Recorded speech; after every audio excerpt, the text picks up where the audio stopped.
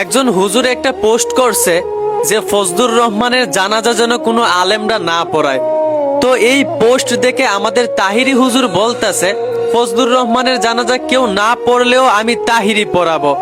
অন্যদিকে আবার তাদের দলেরই একজন বক্তাও দেখলাম ওয়াজে গিয়া বলতেছে ফজলুর রহমানের জানাজা নবীজির কোনো দুশ্মনেরা পড়ানো লাগবে না, আমরা পড়াবো। তো তাহিরি এবং ওই বক্তার উদ্দেশ্যে আমি বলতে চাই, ফজলুর রহমানের জানাজা পড়াতে যারা মানা করেছে তারা নবীজির দুশ্মন নয়, নবীজির আসল দুশ্মন হচ্ছে আপনারা।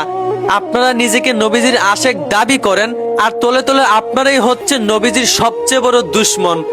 নয়তো যেই ফজলুর রহমান প্রকাশ্যে বলে যে রসুল আমাদের নেতা না, যেই ফজলুর রহমান বক্তব্যে প্রকাশ্যে মা বোনদেরকে বলে তোমরা আলেমুল আমাদের সন্তান পেটে নিও না, যেইখানে ওই ফজলুর রহমানের কথার প্রতিবাদ করার দরকার ছিল আপনাদের, সেইখানে আপনারা ওই ফজলুর রহমানের পক্ষ নিয়ে কথা বলতেছেন।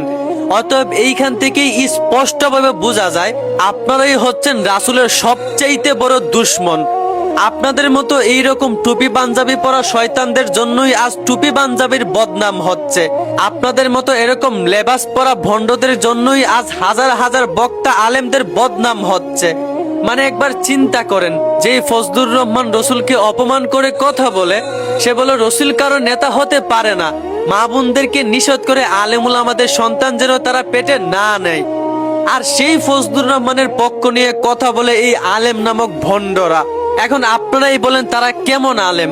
নবীর দুশ্মনের পক্ষ নিয়ে কথা বলে, এরাই হচ্ছে নবীজির প্রকৃত দুশ্মন।